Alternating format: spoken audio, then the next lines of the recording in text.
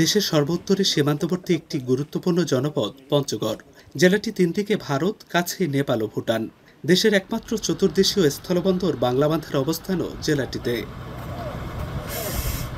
ভৌগোলিকভাবে ও কৌশলগত দিক থেকে গুরুত্বপূর্ণ ও পর্যটন সম্ভাবনাময় হলেও জেলাটি স্বাস্থ্যসেবা খাতে বেশ পিছিয়ে।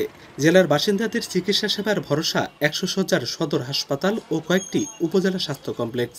কিন্তু সেসবেও আছে লোকবল ও আধুনিক সরঞ্জামের সংকট। এতে ন্যূনতম চিকিৎসার জন্য ছুটতে হয় দিনাজপুর ও রংপুর মেডিকেলে, যা কষ্টসাধ্য ও মুমূর্ষু রোগীর জন্য ঝুঁকিপূর্ণ।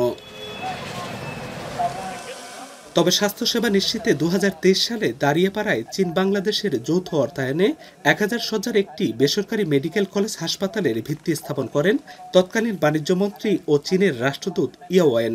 হেলিপ্যাড সহ অত্যাধুনিক সুযোগ সুবিধার নর্থ পয়েন্ট মেডিকেল কলেজ হাসপাতালটির নির্মাণ কাজও শুরু হয়। তবে ভারতীয় গণমাধ্যমের অপপ্রচারে বন্ধ হয়ে যায় ২৫০০ কোটি টাকার প্রকল্পটির সকল কার্যক্রম। বর্তমানে অলস পড়ে আছে ৩২ একর জায়গা।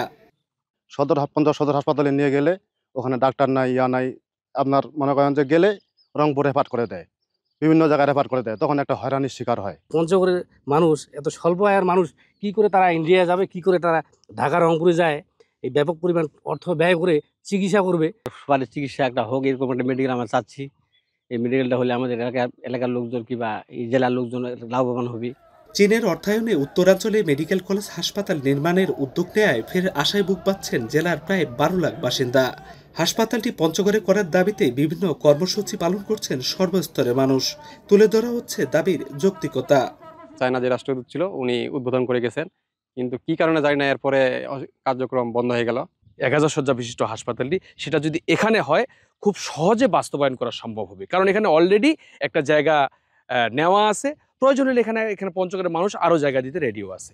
জেলা প্রশাসন বলছে ১০০০ শয্যার হাসপাতাল করার মতো পর্যাপ্ত জায়গা রয়েছে এখানে। সাথে নর্থ পয়েন্ট মেডিকেল কলেজ হাসপাতালের ৩২ একর জমি দিতেও প্রস্তুত তারা।